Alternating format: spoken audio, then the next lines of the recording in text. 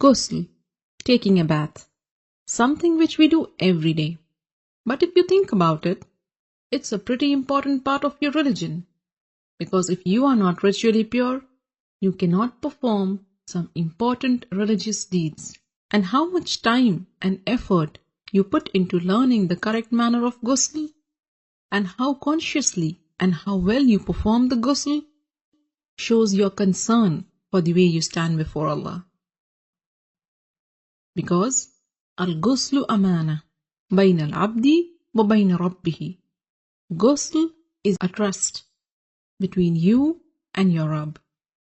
And we really can't emphasize the importance of ghusl enough. In this series, we will begin the discussion with the obligatory ghusl, which will be helpful to you when you are in a hurry or if there is not enough time to take a complete ghusl. Next, I will take you step by step through the etiquettes of the complete ghusl, where we will discuss the sunnah acts of ghusl.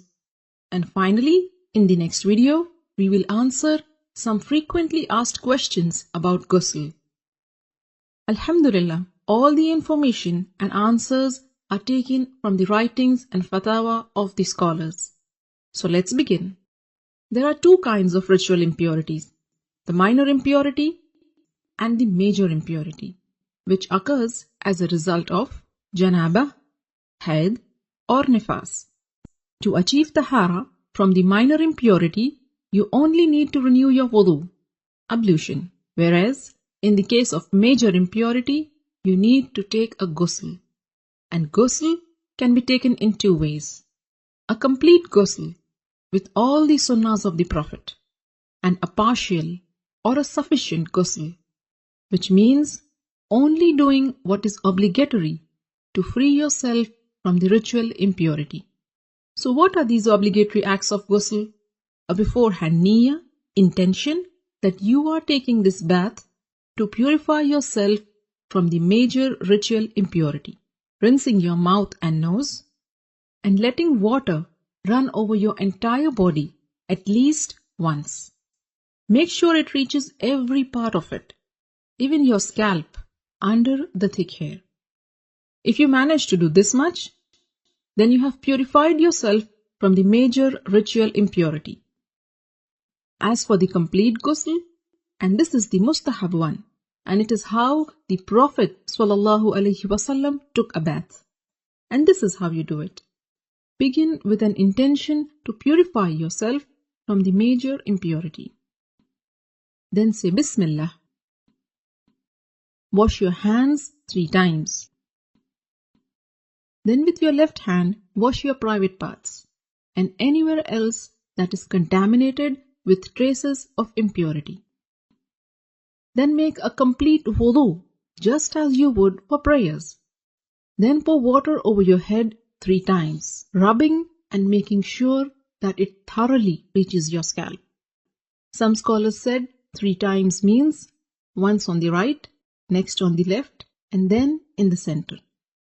And then pour water and wash the entire body, beginning with the right side, then the left, while rubbing it with your hands so that you are sure you haven't missed any part. So these are the etiquettes of the complete ghusl.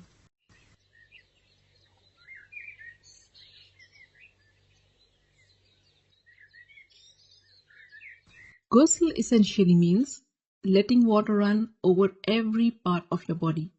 So if you are wearing a ring, you should move it. And if it is so tight that the water won't reach the skin underneath, then you have to remove it. Cosmetic items which form a barrier and prevent the water from reaching your skin must also be taken off. In a narration of Maymuna radiallahu ta'ala anha, it is mentioned that the Prophet sallallahu alaihi wasallam moved away from the spot where he had been taking ghusl, and then he washed his feet. Shaykh Ibn al-Uthaymeen rahimahullah explained that what is apparent from the various narrations is that the Prophet washed his feet after ghusl only when there was a need. Like if the floor is made of dirt, and if the feet are not washed, they will remain soiled. So you may want to wash your feet after ghusl if there is a need. With this, you are now well informed about the how-to of the perfect ghusl. For more how-to guides, subscribe to the Striving Muslimah YouTube channel or get yourself to the strivingmuslimah.com and subscribe to the mailing list. I will keep you updated about all the latest videos and interesting articles. Don't forget to share this how-to guide with your family and friends. By sharing this video, you are helping your friends and family in their deen.